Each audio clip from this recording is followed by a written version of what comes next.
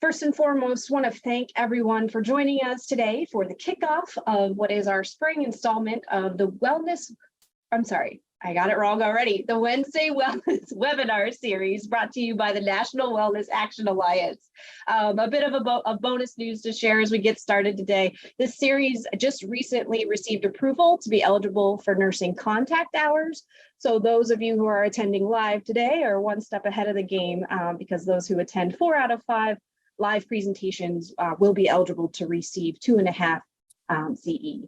I will be providing a link to an attendance survey in the chat box shortly. And if you could, please complete that brief survey if you want to receive continuing education credit. It's very brief, it's just for attendance reasons. In addition, before we get started, just a couple more housekeeping items.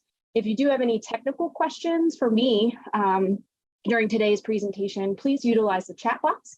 And then if you have any questions for our presenter, please ask them in the Q&A box at the bottom of the screen. And if time allows, we will ask Dr. Byrne-Melnick those questions at the end of her presentation. Closed captioning is also available if you click the CC button on the menu bar. And then in addition, these webinars are being recorded and will be posted to our website as well if you wish to receive or look at any of the content afterwards. And so with all of that, I would like to quickly introduce our speaker. Dean Byrne-Melnick is the Dean of the Ohio State University College of Nursing, as well as our university's Vice President for Health Promotion and our Chief Wellness Officer. Today, she will present to us the state of mental health in doctorally prepared nursing and health sciences faculty with recommendations for action tactics.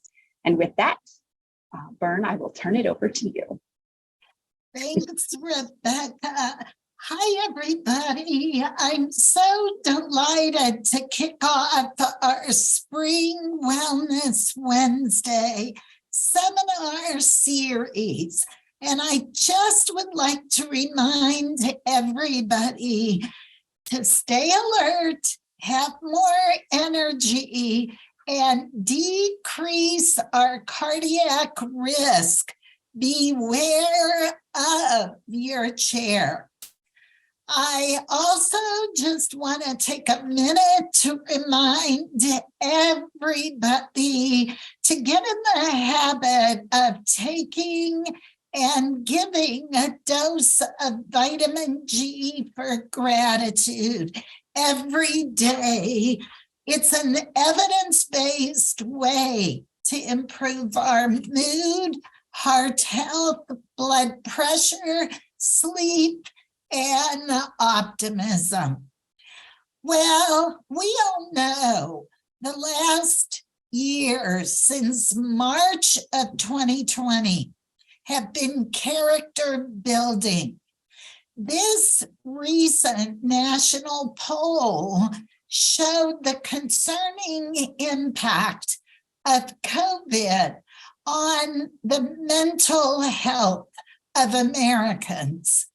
43% of adults report the pandemic has had a serious impact on their mental health. Our younger people are more likely to report serious mental health effects than older adults.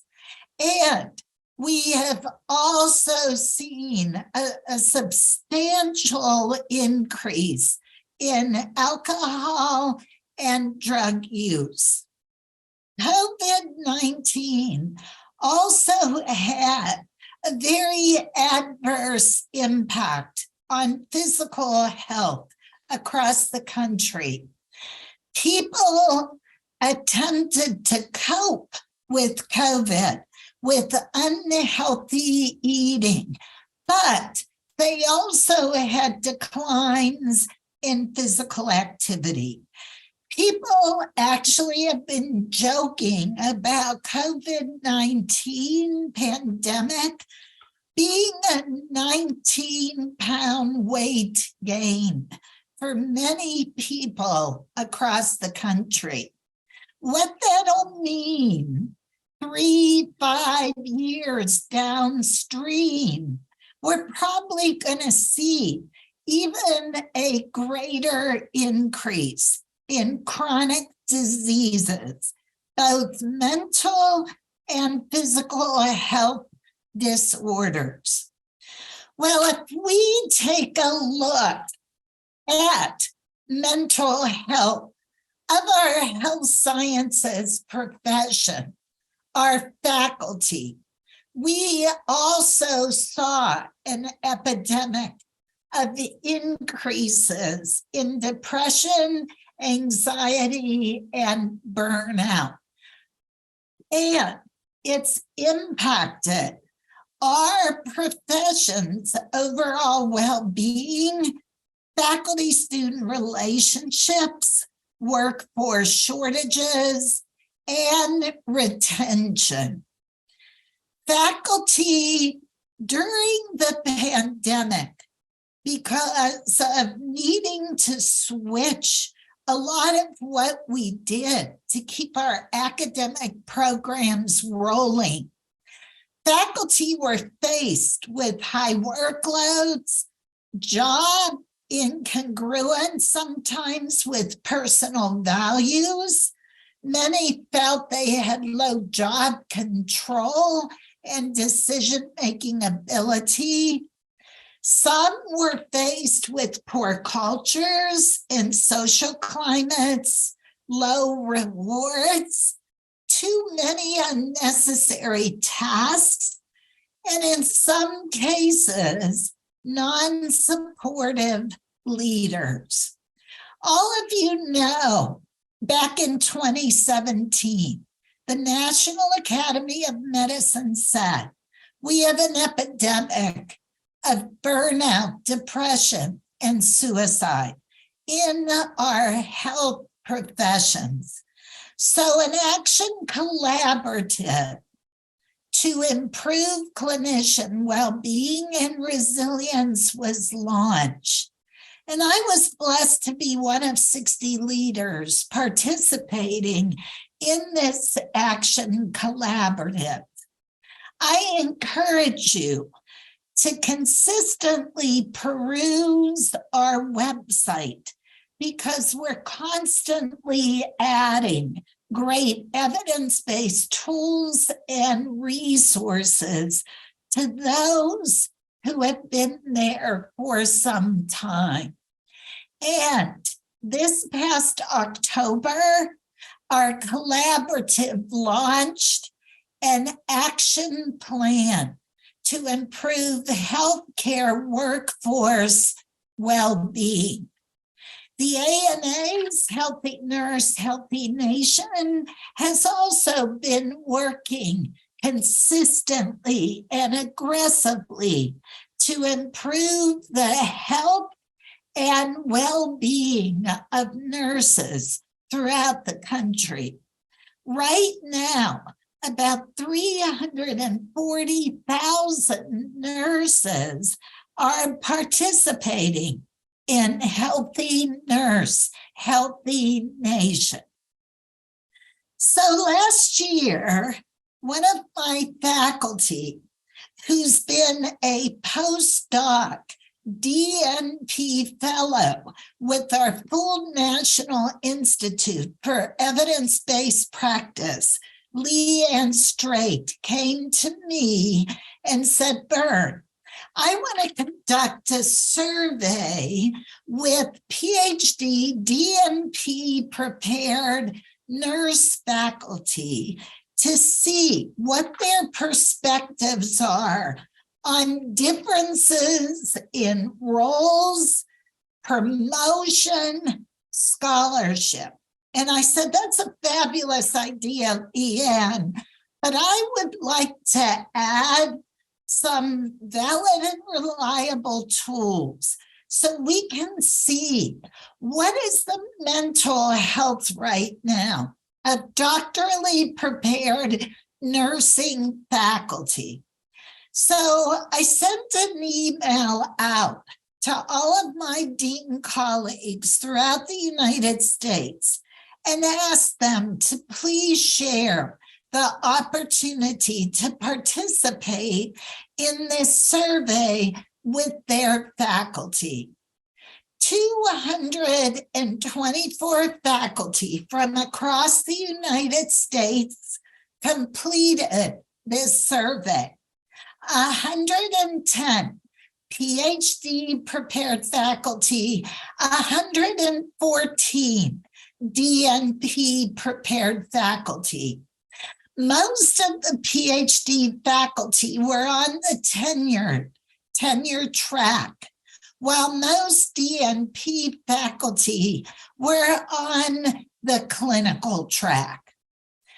33% of PhD prepared faculty and 36% of DNP faculty were struggling with burnout. We, though, did get a small effect size and a clinically meaningful difference in the percent of faculty in depression. 17% of the PhD faculty met the cutoff for depression on the PHQ valid and reliable 2-item scale. 9.6% of DNP faculty met that cutoff. The higher rate of depression in PhD prepared faculty from open-ended comments on the survey, we believe are mostly due to the fact that tenure track faculty are under a lot of heavy pressure to get funded on grants, to really excel a lot in their scholarship, to get tenured and promoted. There were no meaningful differences between the two groups in anxiety or burnout. Well, we also screened for mattering within the organization.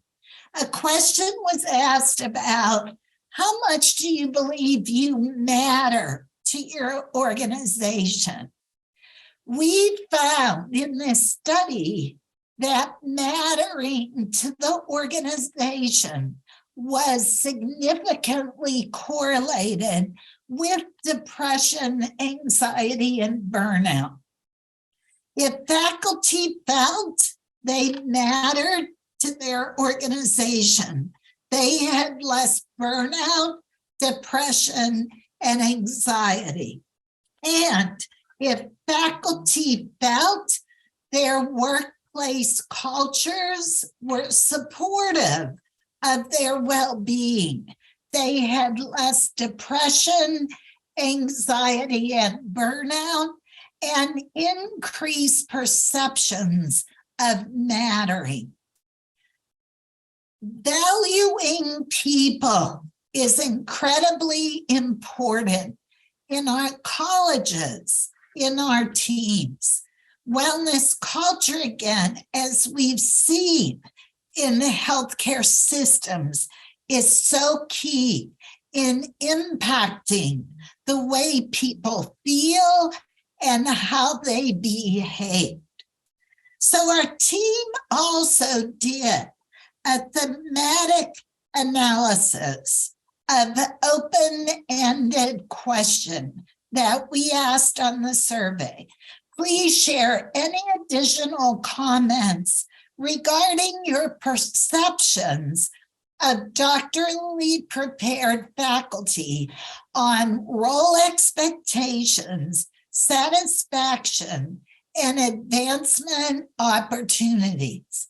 We analyzed the data for themes, and the 5 themes that came out: lack of appreciation, role concerns between the DNP and the PhD prepared faculty, needing more time for scholarship, burnout cultures were prevalent, and faculty preparation for teaching.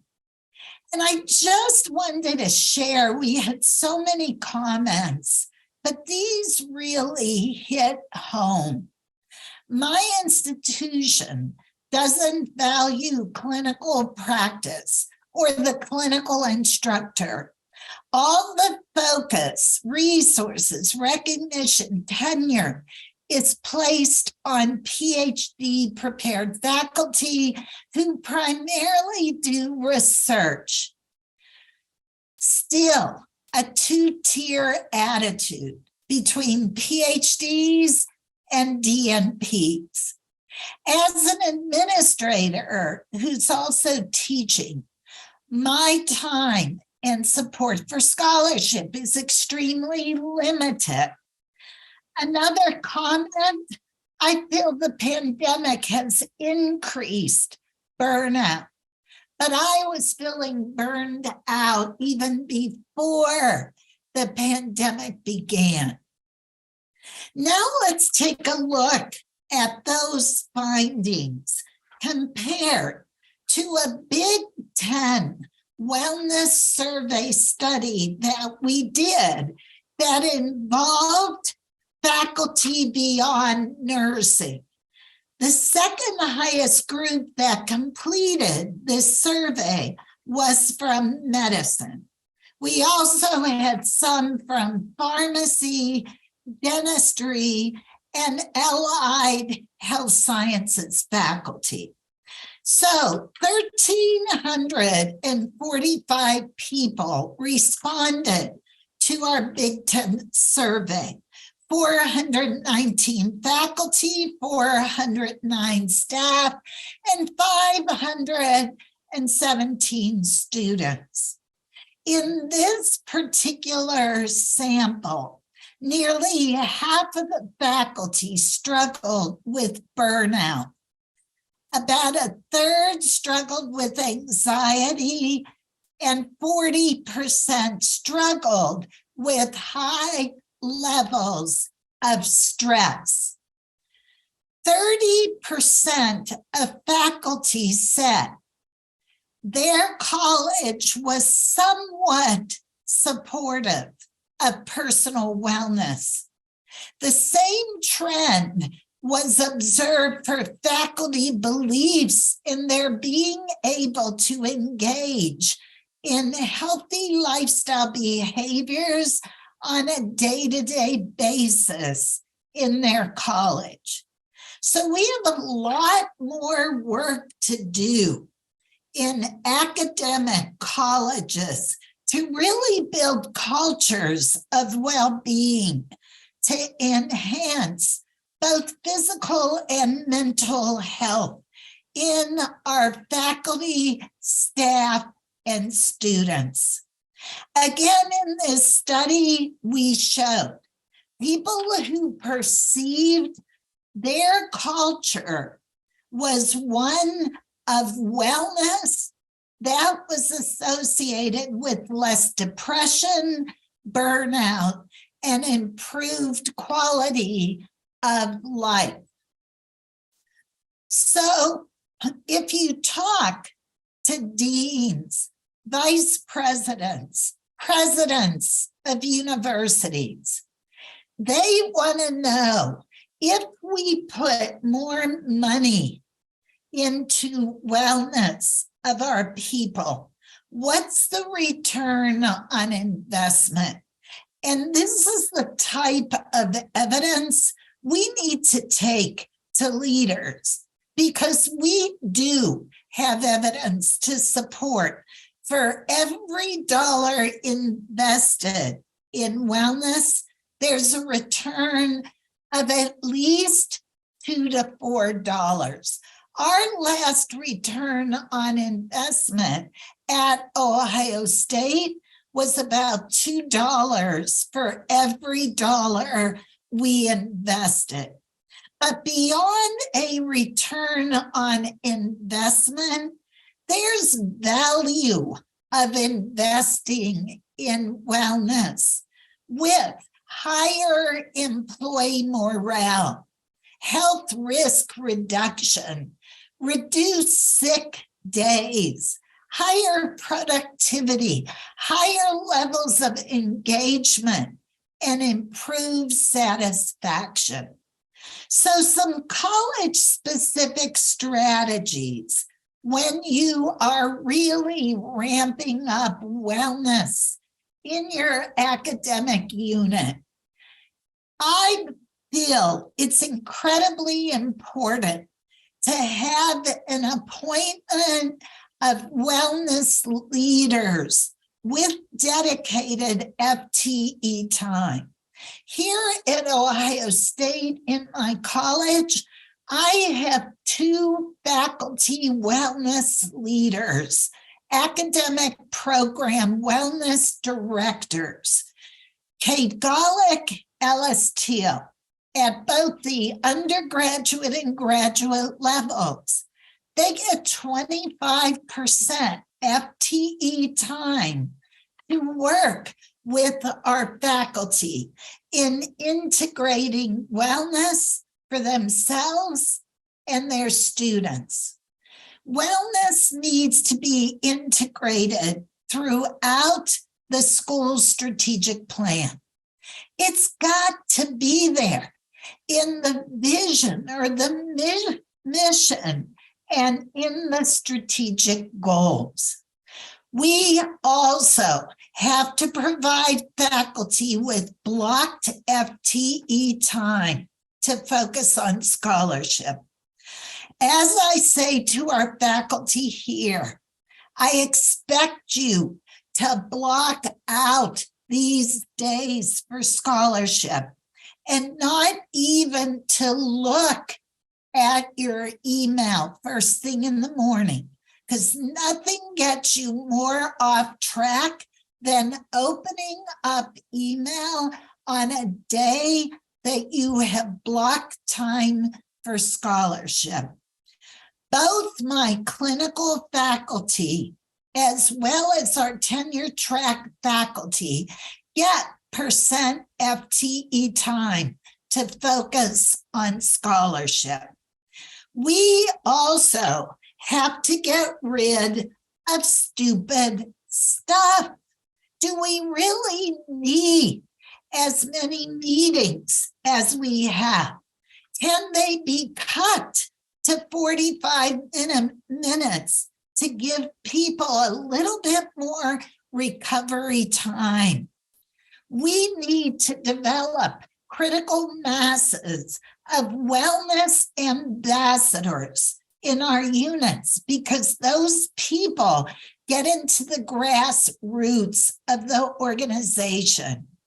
As Chief Wellness Officer here at Ohio State, I have almost 700 faculty and staff Buckeye Wellness innovators that are in the grassroots across the university, helping me build cultures of well-being.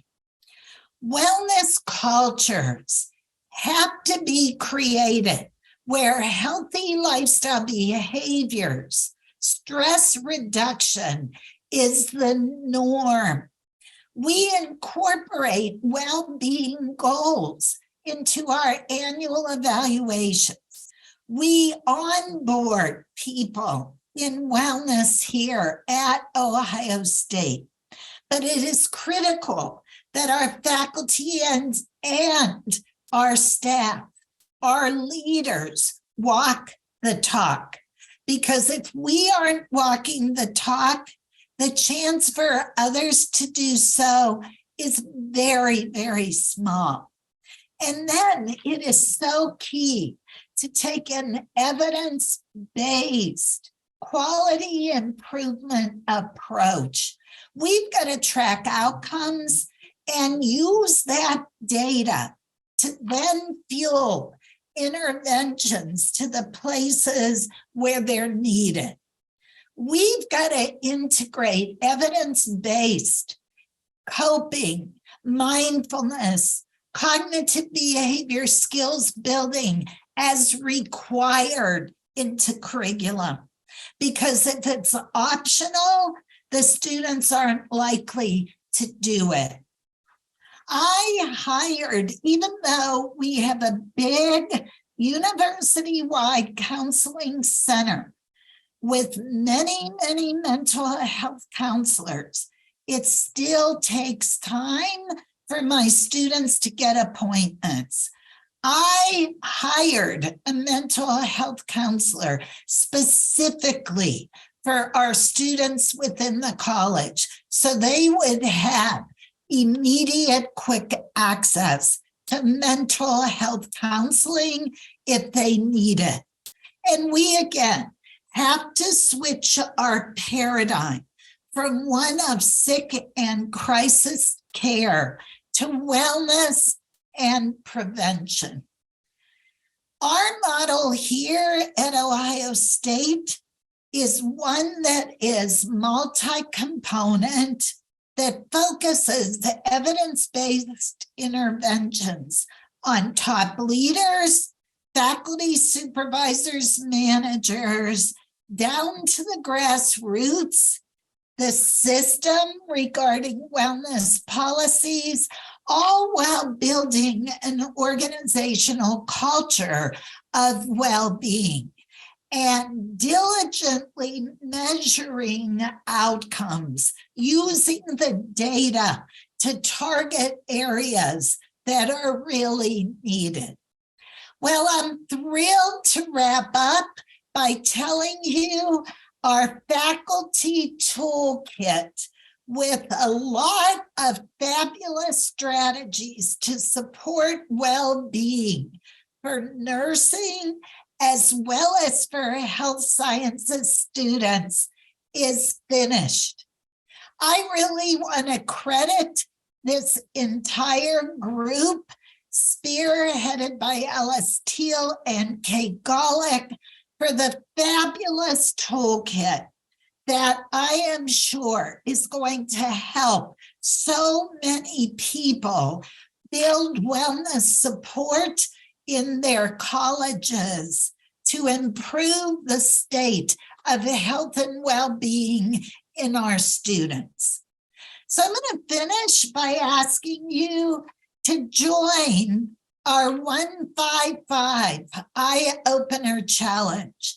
1 minute of gratitude when we wake up in the morning, 5 minutes of reading in a positive or inspirational book, or listening to a positive podcast or webinar, and 5 minutes of movement or physical activity.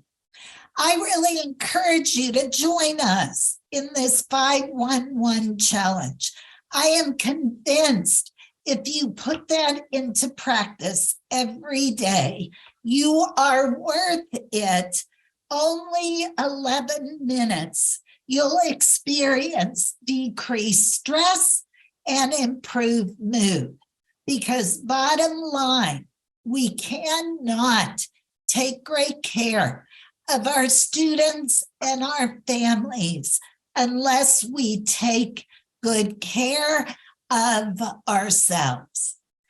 So for regular doses of motivation, follow me on Twitter at Bern Melnick. I am actually able to take a couple of minutes for any questions or comments.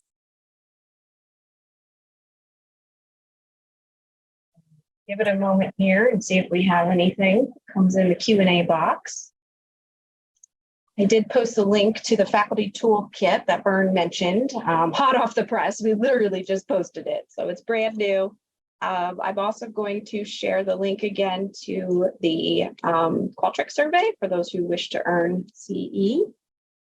And I'm just waiting for if anyone has any questions. Let us know. Give it another moment.